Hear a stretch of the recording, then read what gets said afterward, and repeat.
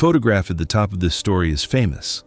Atlantic Society magazine ran it in the fall of 1998, a portrait of the Sinclair family, Boston's most photographed philanthropists, standing on the marble staircase of their Beacon Hill brownstone, William and Elizabeth in front, Caroline and Gregory beside them, and at the edge of the frame, a small black girl in a navy velvet dress, smiling. Her name was Nia Brooks. She was 7 years old, and she had no idea what was about to happen to her. The photographer framed the shot. He asked everyone to hold still. And that was when Elizabeth leaned toward the PR assistant standing just behind his shoulder. She did not raise her voice. She did not need to. "Move her to the back row." Nia heard it too. The shutter clicked. Once, twice, 7 times. And 5 minutes after the photographer packed his equipment, Nia Brooks' life inside that house ended. To understand what happened next, you have to understand what came before. The Sinclairs had adopted Nia when she was 3. To the press, they were a model of progressive Boston. A wealthy white family opening their doors to a child the system had overlooked. Elizabeth sat on panels. She wrote op-eds. She wore the cause like a brooch. But inside the brownstone, the story was different. And the truth lived in small places. In the guest room where Nia slept, not the nursery Caroline and Gregory had once shared. In the kitchen where Nia ate at the small table after the family had finished. In the back seat of the car where Nia rode alone with the driver while Caroline took shotgun. The Sinclairs had not adopted a daughter. They had acquired a credential. The morning of the Atlantic Society magazine shoot, Elizabeth laid 3 dresses on Nia's bed. Red, green, navy. "Which one do you like, sweetheart?" Elizabeth asked. Her eyes were already on her phone. Nia chose the red. It was the smallest of the 3. Elizabeth paused. She looked at it. She folded it back into the closet. "The navy. It photographs better with the staircase." Nia changed without a word. By 7, she had learned which questions were questions and which ones were instructions dressed in a question's clothing. The photographer was a young man from New York with a soft voice. He set up his lights on the landing. He asked William to move 2 inches to the left. He asked Caroline to lift her chin. He asked Gregory to stop picking at his cuffs. Then he turned to Nia. "And you are?" "Nia's mother. This is my daughter, Nia." Elizabeth said it before Nia could open her mouth. Her hand on Nia's shoulder pressed a little too hard. The photographer smiled. He framed the shot. He asked everyone to hold still. That was the moment Elizabeth leaned toward the PR assistant. The instruction came out low and clean. "Move her to the back row." The shutter clicked 7 times. Then the photographer lowered his camera and said something about light that no one in the family would remember. He began to wrap his cables. The assistant carried the lights down the marble steps. Nia was still standing exactly where she had been told to stand. Her knuckles were white around the banister. Her chest was moving in the shallow way it did when she was trying not to cry in front of people who had taught her that crying was a negotiation. Caroline walked past her on the way to her room. "You're in the back row," Caroline said. "Mom said your dress was too dark." Nia went to her room. She sat on the edge of her bed. She did not cry. She reached under the stack of sweaters in the bottom drawer of her dresser. Her fingers found what she was looking for. A wooden box about the size of a shoebox, the varnish worn where small hands had held it. There was glitter on the lid, faded now, and on the top, in handwriting that wobbled like a road with a flat tire, was a tag. "For the family that gave me everything." It had been a gift from Rose Brooks. Rose had been the cook in the Sinclair kitchen before Nia was born. Rose had held Nia when she was 3 days old, and Elizabeth had refused to come out of bed for a week. Rose had taught Nia to count, sitting on the cold tiles of the pantry floor, pointing at cans of tomatoes and saying the numbers out loud. Rose had been let go the month before the Sinclairs adopted Nia. Elizabeth had said it was a coincidence. Elizabeth had said a lot of things over the years. Inside the wooden box, there were 3 things: A photograph of Rose holding Nia as an infant, both of them laughing at something the camera would never know about. A child's bracelet with Nia's name spelled out in plastic beads, the color of a bruise, and a folded piece of paper with a name and an address. Marcus Reed, Atlanta. That night at dinner, the family ate roast chicken and pretended nothing had happened. William talked about a board meeting. Caroline complained about her French tutor. Elizabeth took a call from her PR person under the table and spoke in the low, pleased voice she used when things were going according to plan. Nia did not eat. The chicken turned to chalk in her mouth. "Mom," Carolyn said, "I'm not in the back row in the picture, right?" "No, darling." "Of course I'm not," Caroline said. Nia set down her fork. William looked at her once across the table, the way a man looks at a thing he has decided not to see. He took a sip of his wine. He returned to his board meeting. No one at that table would ever ask her if she was all right. That was the rule of the house. The rule had never been spoken aloud. It did not need to be. After dinner, Nia cleared the plates. That was her job. She washed them, she dried them, she put them away. Then she went upstairs. She packed a small backpack with 2 t-shirts, a pair of jeans, and the wooden box. She changed out of the navy velvet and into the smallest of her school sweaters. She looked at herself in the mirror. She looked like a child who had been told 1,000 times in small ways that she did not belong. She opened her bedroom door. The hallway was empty. She walked down the back stairs, out the service door, into the alley. She did not look back. Upstairs in her study, Elizabeth Sinclair did not know any of this yet. She was sitting at her desk, going through the proofs of the Atlantic Society magazine feature on her laptop. The photograph was striking. Nia at the edge of the frame, a small, dark figure in a navy dress, almost a shadow, almost a flourish. Elizabeth enlarged it. She studied it. For one moment, and it would be a moment she would never admit to, not even to herself, something moved behind her eyes. Not guilt exactly. A memory. A kitchen. A black woman in a white apron. A laugh that had nothing to do with Elizabeth Sinclair. Rose. Elizabeth clicked out of the photograph. She opened her calendar. A call with the foundation board at 9. A column for the Globe by Wednesday. A brunch with the Wellesley Women's League on Sunday. She did not write Rose's name anywhere. She did not allow herself to think about why the photograph on the screen made the back of her throat tight. She closed the laptop. She went to bed. She slept better than she had any right to. 2 days later, Nia was standing at the end of a dirt lane outside Atlanta, holding the piece of paper with Rose's careful handwriting. Marcus Reed was 63. He had been a longshoreman in Savannah before his knees gave out. He had known Rose Brooks for 31 years. He had been the one she called when her mother died. He had driven her to the clinic in Macon the winter she got sick. He had sat with her in the hospital at the end, holding her hand while she talked about a little girl she had been forced to leave behind. Marcus had told her he would find the girl. He had tried. He had written letters that had been returned. He had knocked on doors that had been closed in his face. He had given up, the way a man gives up on a promise when the world keeps refusing to let him keep it. And then, one Tuesday morning, a child was standing at the end of his lane. She looked like Rose, not in the obvious ways. The curl of her hair, the shape of her jaw, though those too, but in the way she held herself. The way her shoulders were squared against something she was not going to let beat her. It was the same look Rose Brooks had worn the day she had come to the Sinclair back door 16 years earlier, asking to see her daughter. Marcus walked down the lane. He stopped a few feet from her. "You must be tired," he said. Nia nodded. Her chin trembled. She did not let it tremble for long. Marcus looked at the wooden box in her arms. He recognized it. He had helped Rose paint it the summer before Nia was born. "You want to come inside?" he said. "Yes, please," Nia said. He took her into the small house. He gave her a plate of cornbread and a glass of milk.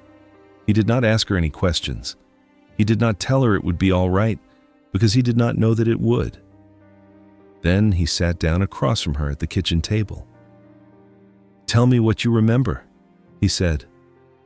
9 years passed in that house in Atlanta. The story of those 9 years is not made of single dramatic moments. It is made of cornbread on Tuesday nights.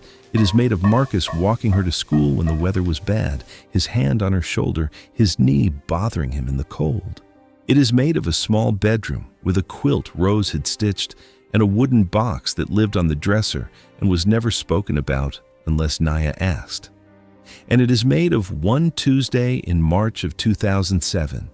Nia was 16. She came home from school with her jaw set and her backpack thrown over one shoulder. She set her books on the kitchen table. She did not sit down. Marcus looked at her from the stove. "What happened?" he asked. "Nothing." "That is not nothing." "Sit down." She sat. She folded her arms. "A kid at school had a magazine," she said. "It was open on the bus. There was a picture of a family on a staircase. There was a little black girl at the edge." Marcus turned down the burner. He sat down across from her. "Did anyone say anything to you?" he asked. "No." "Then what happened?" Naya's voice came out small. "I sat in the back of the bus, and I tried to be glad I didn't look like her." Marcus was quiet for a long time. He looked at his hands. "Nia," he said, "look at me." She looked up. "You are not that little girl. That little girl had no one. You have me. And one day when you are ready, you are going to walk into a room full of people who think they are better than you, and you are going to set the record straight. But that day is not today. Today, you are going to eat your dinner, and tomorrow you are going to wake up and keep going." Nia looked at him. Her eyes were wet. She did not cry. "Okay," she said. "Okay," Marcus said. He got up. He turned the burner back on. He made her a plate. She kept going. 15 years after she left the brownstone, Nia Brooks had put herself through Georgia State, won a national scholarship, interned at the Atlanta Journal-Constitution, and been hired at the paper in New York that everybody read on Sunday mornings. She had become, slowly and at great cost, one of the most respected investigative journalists of her generation. The Sinclairs had not looked for her. William had hired a private investigator for a month, and Elizabeth had told him to stop. She had called it closure. She had used the word in 2 magazine interviews. The Sinclair Foundation grew. Elizabeth wrote a book. William won a humanitarian award. Caroline got married in a dress that cost more than most people's cars. And then, in the spring of 2018, the foundation was nominated for the country's highest civilian honor for philanthropy. The ceremony was to be held in Atlanta. Nia heard about the nomination from her editor, a black woman from Mississippi who understood, without being told, what Nia's byline had always been about. They met for coffee on a Wednesday morning in Midtown. "You want this one?" the editor asked. "I want this one," Nia said. Her hand was wrapped around the cup so tight her knuckles were white. The editor saw it. The editor did not look away. "How long have you been waiting for this?" the editor asked. 20 years, Nia said. "Then do not rush it," the editor said, "and do not let them see you sweat." Nia nodded. She had 3 years of notes in a file. She had names. She had metadata. She had one photograph that had started everything. She had everything she needed except for one thing. She needed to look Elizabeth Sinclair in the eye. 2 months before the ceremony, Nia drove to a small town outside Hartford to find the woman who had walked her home from school the day of the Atlantic Society magazine shoot. The housekeeper's name was Delia. She was 71. She opened the door with a dish towel over her shoulder and did not look surprised to see a black woman in her 30s standing on the porch. "You're the girl from the photograph," Delia said. "I'm the girl from the photograph," Nia said. "Come in. I have been waiting for you for 20 years. They sat at Delia's kitchen table. Delia poured 2 glasses of iced tea without being asked. "I have a question," Nia said. Ask it. The day of the shoot, the dress, was it hers? Or did Elizabeth put her in it? Delia looked at her for a long time. Mrs. Sinclair laid out 3 dresses, Delia said. I was in the hallway. I heard her ask Nia to choose. I heard the child say red. I heard Mrs. Sinclair say navy. I went back to the kitchen. I have never told anyone that before. Why not? Delia took a sip of her tea. Because nobody asked, she said. Because the family did not need another black woman to confirm what the family already knew. Nia wrote it down. Her hand was shaking. She did not let Delia see it. What else? Nia asked. Delia told her about the meals, about the table Nia was not allowed to sit at, about the day Nia came home from school and told Delia she had been moved to the back row of the photograph, and Delia had gone home and cried into her pillow because she did not know what else to do. Did the family know you loved that child? Nia asked. Yes, Delia said. That was the problem. Nia closed her notebook. She reached across the table. She took Delia's hand. Thank you, Nia said. For what? For not lying about her. Delia squeezed her hand. You don't thank a person for telling the truth, Delia said. You just don't. It was 2 a.m, 2 days before the ceremony. The newsroom was mostly empty. Nia was at her desk, the file open in front of her, the 1998 photograph printed out and pinned above her monitor with a red thumbtack. She was on the phone with a former Sinclair family lawyer. The lawyer was in his 70s. He had retired to Cape Cod. He had not wanted to talk. He had agreed to listen. You understand, he was saying, that if your name appears anywhere in this piece, my former clients will come after you. I understand, Nia said. You understand that I could lose my license. I understand. There was a long silence. I was in the room, the lawyer said quietly. When Mrs. Sinclair signed the papers terminating Rose's employment, Mrs. Sinclair did not look up from her desk the entire time. She signed with her left hand because she was holding a phone with her right. She was on the phone with her mother. Nia's hand tightened on the receiver. Did Rose say anything? Nia asked. The lawyer was quiet for a long time. Rose asked to see the baby. Mrs. Sinclair said the baby was napping and that she would pass along the message. Was she napping? I don't know, the lawyer said. I never went to check. He was quiet again. I'm sorry, he said. I have to go. The line went dead. Nia set down the phone. She pressed her palms flat against the desk. She breathed in through her nose and out through her mouth. She did this 4 times. She looked up at the photograph pinned above her monitor. Nia, age 7, navy velvet dress, standing at the edge of the frame. She reached for her keyboard. She began to type. The next morning, Nia's phone rang. The caller ID said W. Sinclair. She let it ring 4 times. Then she picked up. Miss Brooks, William Sinclair said. His voice was older than it had been in the magazine photographs. There was a hesitation in it that had not been there in 1998. Mr. Sinclair, Nia said, I understand you've been making inquiries about the foundation, about the family, about 1998. I've been making inquiries, Nia said. There was a pause. Elizabeth would like to invite you to the ceremony. She would like to present you to the board. She would like to be photographed with you. She has asked me to tell you that whatever you remember about your time with us, the family is grateful. Nia was quiet for a long time. Is that what she wants? Nia asked. It's what she wants. And what do you want, Mr. Sinclair? Another pause, longer this time.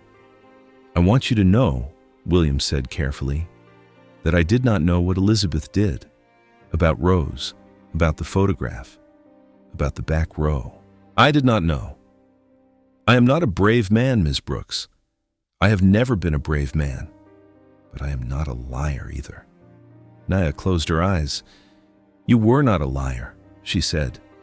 You were something worse. You were a man who had a wife who did monstrous things, and you never asked any questions because the answers would have made you uncomfortable. She heard him swallow on the other end of the line. "There will be a check in the mail," he said. "Whatever amount you name, the family would consider it a fair resolution." Naya opened her eyes. "There is no amount," she said. "I will see you at the ceremony." She hung up. The night of the ceremony, the ballroom of the Atlanta hotel was full. There were senators. There were CEOs. There was a sitting member of the cabinet. There were photographers at the back of the room. Elizabeth Sinclair was radiant. She wore a silver gown. Her hair was swept up. She held William's arm and walked the room like a woman who had never been asked a difficult question in her life. At 9 o'clock, she was scheduled to go on stage. At 8:45, her assistant told her that a young woman was waiting in the small private parlor off the main hall. The assistant said the young woman had asked to speak with Mrs. Sinclair alone before the ceremony. Elizabeth hesitated. Then she straightened her shoulders and went. The private parlor was quiet. The chandelier was off. A single lamp threw a small circle of light onto a side table. In the chair beside the side table, a woman in a black dress was sitting with a wooden box in her lap. Elizabeth stopped in the doorway. For one moment, and this was a moment she would replay in her head for the rest of her life. Elizabeth Sinclair did not recognize her. Then she did. The face, the jaw, the shoulders, the way the woman held her head. "Nia," Elizabeth said. "Mrs. Sinclair," Nia said. She did not rise. Elizabeth took a step into the room. Her hands were trembling. She folded them in front of her so they would stop. "How did you get in here?" Elizabeth asked. "I'm a journalist, Mrs. Sinclair. People let me into rooms." Elizabeth's chin lifted. The mask was coming back. Nia could see it being assembled, layer by layer, like armor being buckled on. "What do you want?" Elizabeth asked. Nia reached into the wooden box. She took out a photograph. She held it out. Elizabeth did not take it. So Nia set it on the side table, face up. It was the 1998 Atlantic Society magazine photograph. The Sinclairs in front, Caroline and Gregory beside them, Nia at the edge of the frame. Elizabeth did not look at it. "I know what you're trying to do," Elizabeth said. Her voice was thin. "You're trying to destroy the foundation. You're trying to destroy me." "I'm not trying to destroy anything, Mrs. Sinclair. I'm trying to tell the truth. The truth is that we raised you. The truth is that we gave you a home when no one else would. You gave me a credential, Mrs. Sinclair. You gave me a place in a photograph. You gave me a navy velvet dress that was too small for me." Elizabeth flinched, just slightly, just enough. "You were a child," Elizabeth said. "You don't understand how these things—" "Don't," Nia said. "Don't tell me what I understand." Elizabeth opened her mouth, closed it, opened it again. "It was a photograph," Elizabeth said. "It was a life," Nia said. Elizabeth reached for the side table to steady herself. Her fingers brushed the edge of the photograph. She pulled her hand back as if the paper had been hot. "Who knows about this?" Elizabeth asked. "My editor, my lawyer, the former family attorney, the PR assistant from 1998, the housekeeper who walked me home from school that day, several of your former board members." Elizabeth's face went white. "You would not—" "I would," Nia said. "And I have." Elizabeth sat down, not gracefully. She sat down the way a person sits down when their legs will not hold them anymore. "I loved her," Elizabeth said between sobs. "I loved Rose. I never told her. When she left, I told myself it was because she had become difficult, but it was because I could not stand to look at her. Because every time I looked at her, I saw the kind of woman I was supposed to be." Nia was quiet for a long time. "That is not love, Elizabeth. That is a story you told yourself so you could sleep at night." Elizabeth looked up at her. Tears were running down her face into the lines at the corners of her mouth. "I want you to walk out of this room and into that ballroom," Nia said. "I want you to tell the people in that room who you are. I want you to resign from the foundation. I want you to call the Wellesley Women's League and tell them you are no longer the kind of woman they thought you were." Elizabeth stared at her. "You would destroy everything I have built." "I would destroy what you built on top of me," Nia said. "What you built underneath me, you can keep." Elizabeth did not say yes. She did not say no. She sat in the chair and cried until the assistant knocked on the door and told her it was time. Nia rose. She picked up the wooden box. She walked to the door. "Mrs. Sinclair," she said without turning around. Elizabeth looked up. "There's one more thing. 5 minutes after that photograph was taken, I went to my room and I took this box. I have carried it with me for 20 years. There was a photograph of a woman holding me when I was a baby. There was a bracelet with my name on it. And there was a piece of paper with a name and an address." Elizabeth was still. "Marcus Reed," Nia said. "That is the man who took me in. That is the man who raised me. That is the man who loved me when no one else did." She opened the door. The light from the ballroom flooded in.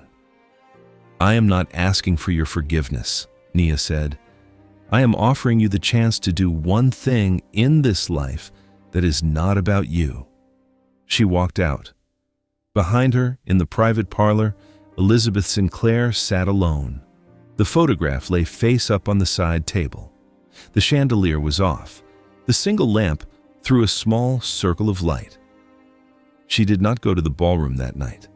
6 months later, a long peace ran about the Sinclair family. Elizabeth Sinclair resigned from every board she had ever sat on. William Sinclair issued a statement in part. "I was not brave enough to ask the questions that should have been asked." Nia did not take $1 from the family. She took the wooden box home. Marcus Reed used to say, at that kitchen table in Atlanta, that the world has a way of catching up with people. He used to say it while he cut the cornbread, while Nia did her homework at the next chair over, while the porch light was on and the neighborhood was quiet. He used to say that the people who do wrong eventually have to sit in a chair and answer for it. And the people who are wronged eventually get to choose what the answer looks like. Nia chose what the answer looked like. She did not choose revenge. She did not choose pity. She did not choose silence. She walked into a room and said, "This is what happened to me. This is who I am. I am asking you to look at me now." That is not weakness. That is the hardest kind of strength there is. The world has a way of catching up with people. Your job, in the meantime, is to keep going. To build a life so honest, so careful, so thoroughly your own, that when the truth finally arrives, it finds you standing exactly where you have always belonged, in the front row. If this story moved you, share it with someone who needs to hear it. Subscribe to the channel so you do not miss the next one. And tell me in the comments, what would you have done in that empty room when Elizabeth Sinclair asked you what she wanted? I will see you in the next one.